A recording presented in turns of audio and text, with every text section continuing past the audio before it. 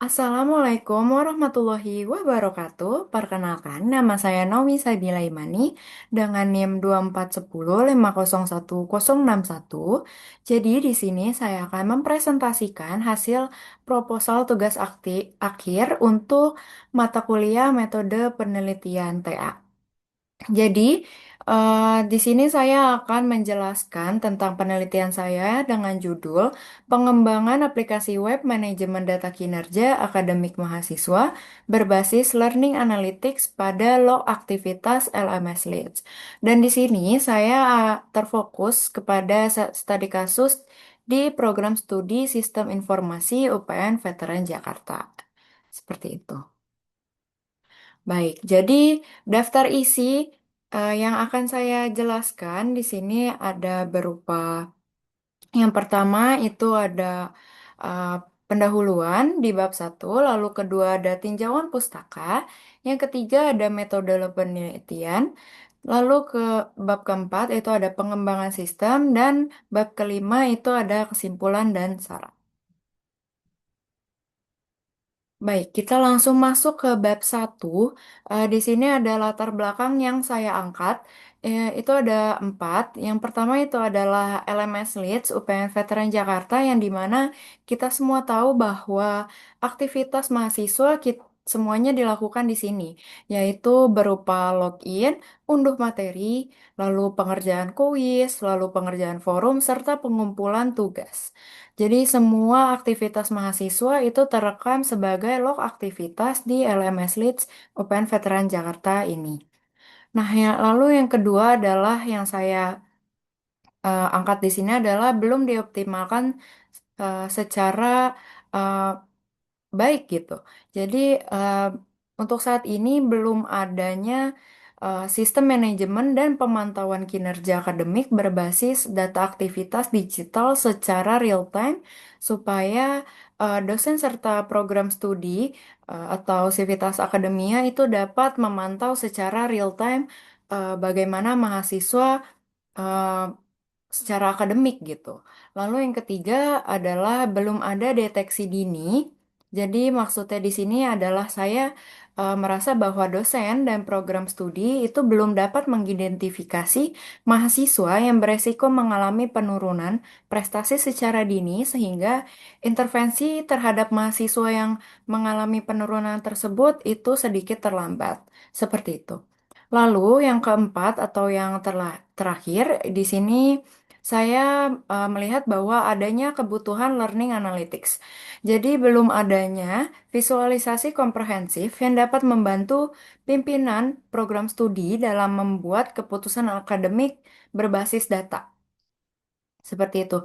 Jadi, pendekatan ini akan dilakukan secara sistematis untuk mengukur, menganalisis, serta untuk melaporkan bagaimana mahasiswa melakukan atau memiliki pola belajar. Seperti itu. Nah, latar belakang saya juga didukung oleh yang pertama itu ada eh, Kemendisbud Kemendisbud Ristek itu di tahun 2023 menyatakan bahwa sebesar 72% PT di Indonesia itu belum dapat memanfaatkan log LMS untuk learning analytics. Lalu yang kedua itu adalah dari eh, Sari dan Pratama di tahun 2022 menyatakan bahwa 89% akurasi prediksi kinerja akademik dari pola aktivitas LMS itu. Jadi, oke. Next, kita ada di rumusan dan juga batasan masalah. Jadi, pertama rumusan masalah yang saya kaji di sini adalah yang pertama, bagaimana merancang aplikasi web manajemen data kinerja akademik berbasis Learning Analytics. Yang kedua adalah bagaimana mengimplementasikan metode analitik untuk klasifikasi mahasiswa berdasarkan pola belajar. Lalu yang ketiga itu bagaimana visualisasi data kinerja secara interaktif untuk dosen serta untuk pimpinan prodi. Lalu yang keempat itu bagaimana tingkat akurasi pemetaan kinerja akademik yang dihasilkan oleh sistem. Dan ada juga batasan masalah.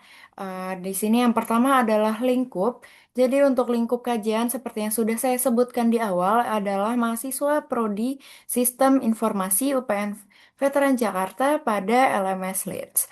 Lalu variabel yang akan saya kaji itu adalah berupa frekuensi login, unduhan materi, partisipasi forum, kuis, serta ketepatan tugas.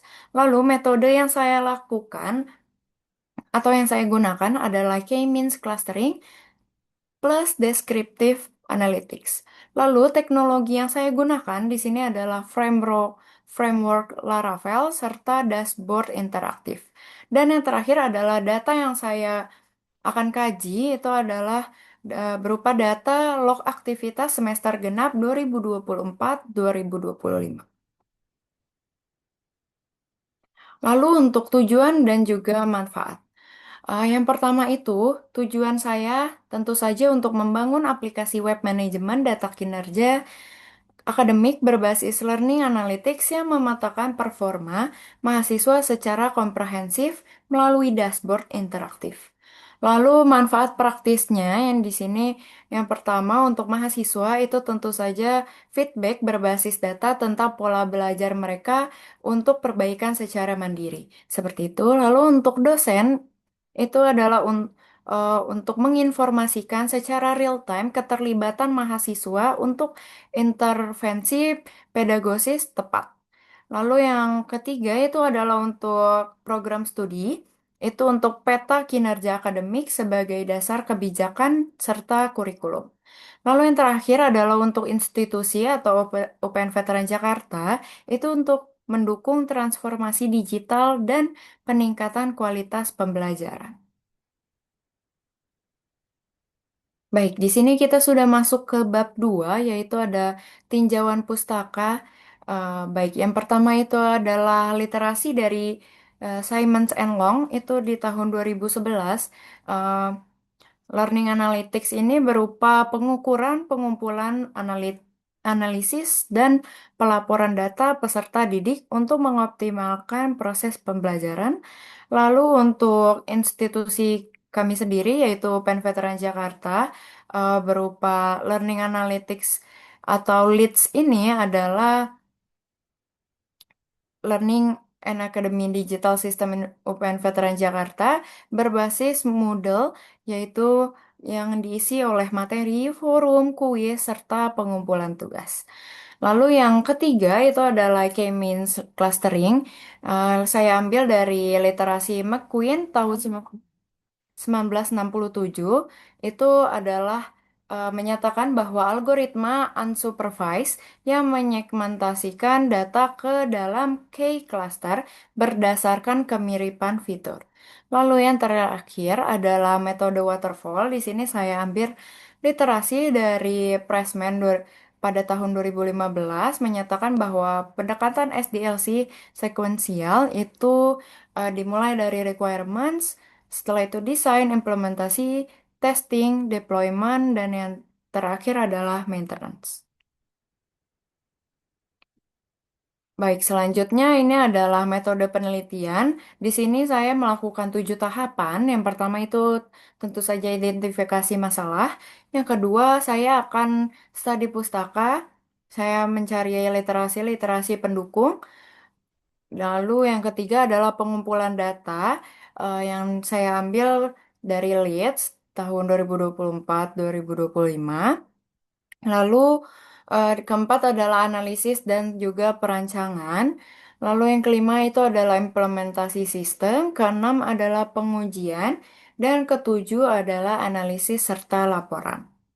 Nah, di sini juga ada jadwal penelitian. Saya melakukan kurang lebih di 6 bulan. Itu dimulai dari bulan Januari, saya melakukan studi pustaka.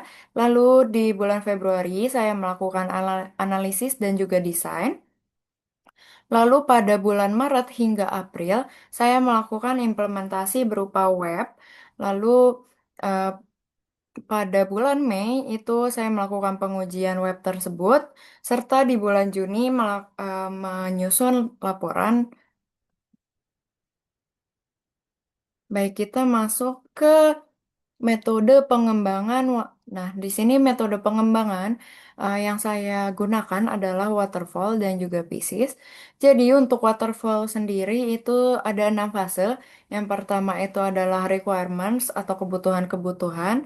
Lalu kedua itu adalah sistem design atau UI-nya. Yang ketiga itu adalah implementasi, yaitu berupa pembuatan webnya serta penggunaan webnya. Lalu keempat ini adalah testing eh, webnya berjalan. Lalu keempat adalah deployment atau mengunggah web tersebut. Dan keenam adalah maintenance atau bisa disebut sebagai eh,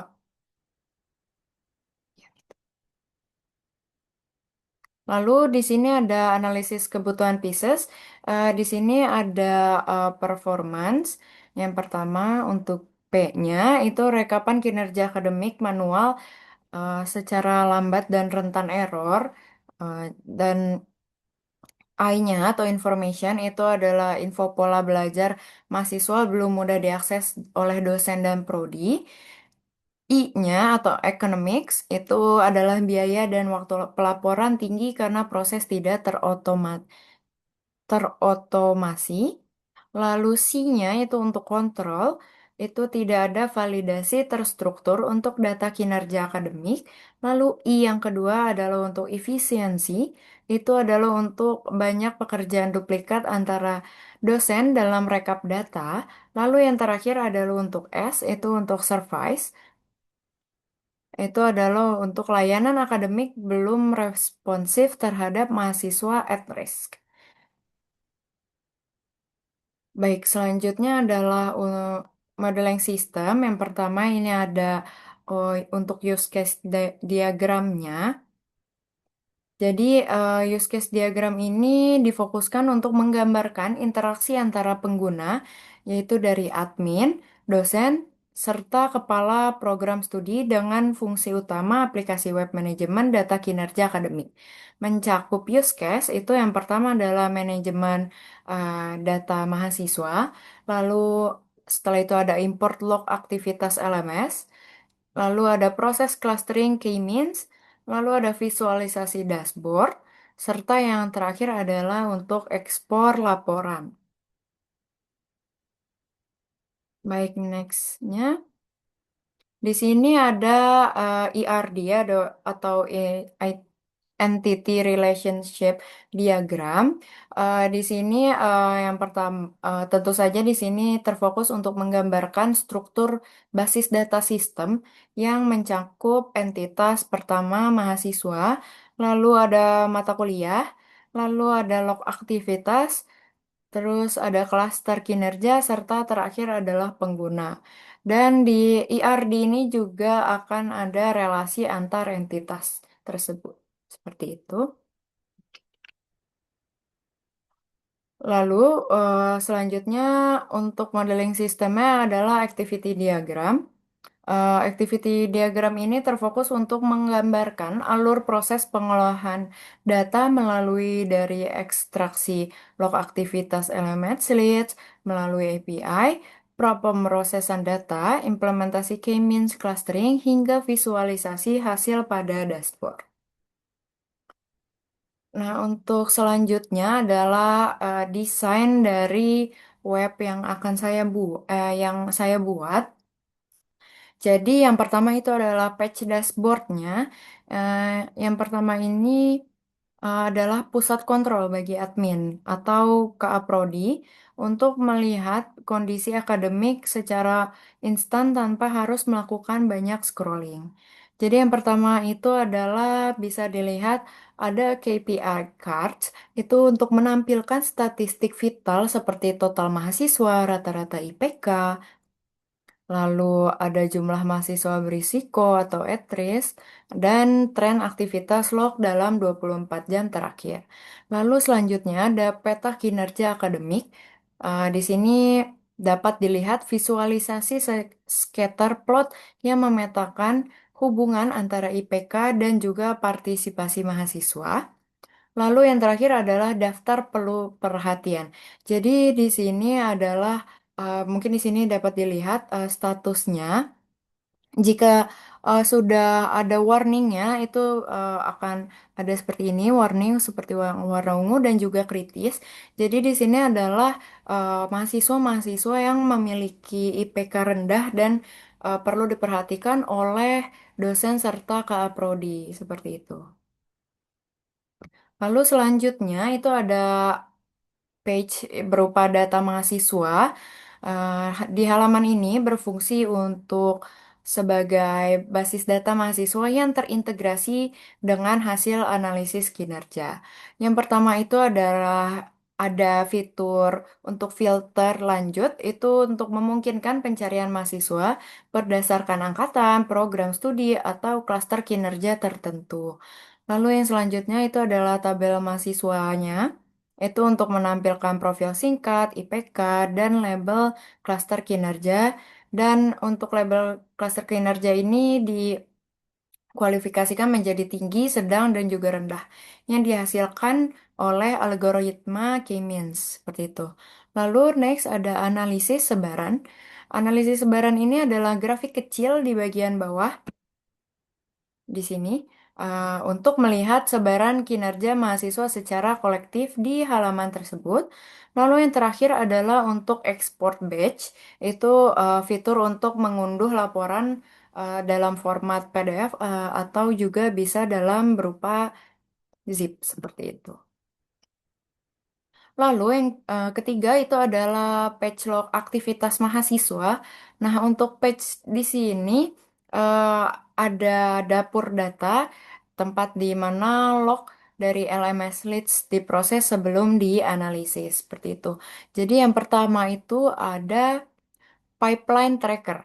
Nah, untuk pipeline tracker ini memiliki visualisasi alur data mulai dari koneksi API, ekstraksi, hingga tahap pra pemrosesan atau cleaning. Lalu selanjutnya ada data health. Nah, data health ini adalah berupa informasi mengenai total data yang tersedia, data yang berhasil dibersihkan dari duplikasi, dan juga skor kualitas data. Seperti itu. Jadi di sini berupa pipeline-an, di sini ada data health-nya. Nah, yang di akhir ada riwayat import. Nah, untuk riwayat import ini adalah catatan log sinkronasi data dari berbagai sumber, bisa dari API atau juga CSF, CSV atau berupa Excel. Eh, ini untuk memastikan integritas data tetap terjaga seperti itu. Oke, yang selanjutnya ada berupa analisis K-means clusteringnya. Nah, di halaman ini adalah berupa halaman yang sangat teknis karena di halaman ini dilakukan pengelolaan proses learning analytics dan validasi pengelompokan mahasiswa. Yang pertama ada metrik validasi. Jadi di metrik validasi ini ada menampilkan siluet, skor, dan Davis Baldwin Index untuk membuktikan bahwa pengelompokan mahasiswa sudah akurat secara statistik. Lalu yang kedua ada visualisasi cluster. Itu berupa grafik interaktif yang menunjukkan bagaimana mahasiswa terbagi ke dalam tiga kelompok utama. Ini. Nah, yang di bawah ini adalah berupa karakteristik klaster. Jadi, untuk tabel itu adalah penjelasan detail mengenai profil tiap kelompok. Misalnya, high achievers, nih yang pertama warna ungu, eh, atau at-risk students, beserta rekomendasi tindakan akademik yang harus diambil, seperti itu. Jadi, dari dosen dan juga Kak Prodi dapat langsung memiliki rekomendasi tindakan yang harus diambil, seperti itu. Oke, mungkin kita sudah masuk ke bab kelima, yaitu berupa kesimpulan dan juga saran. Kesimpulan yang pada saat ini atau sementara yang pertama adalah aplikasi Web Learning Analytics adalah solusi tepat untuk mengelola data kinerja akademik di program studi Sistem Informasi UPN Veteran Jakarta. Yang kedua adalah K-means clustering efektif untuk menyegmentasi mahasiswa berdasarkan pola aktivitas LMS. Lalu yang terakhir atau yang ketiga adalah sistem menyediakan visualisasi dashboard interaktif yang mendukung pengambilan keputusan berbasis data. Lalu, untuk saran pengembangannya adalah yang pertama, tambahkan fitur prediktif atau decision tree atau random forest untuk forecasting kinerja. Lalu yang kedua adalah implementasi notifikasi otomatis ke dosen wali untuk mahasiswa yang at-risk ini. Lalu yang ketiga adalah perluasan cakupan ke seluruh prodi Fakultas Ilmu Komputer UPN Veteran Jakarta. Lalu yang keempat atau yang terakhir adalah integrasi langsung dengan Siamik untuk validasi data akademik. Baik, sekian dari saya. Terima kasih banyak eh, atas kontribusinya. Terima kasih karena sudah menonton video saya. Eh, Mohon untuk di-like dan juga komen. Eh, Sekian dari saya. Wassalamualaikum warahmatullahi wabarakatuh.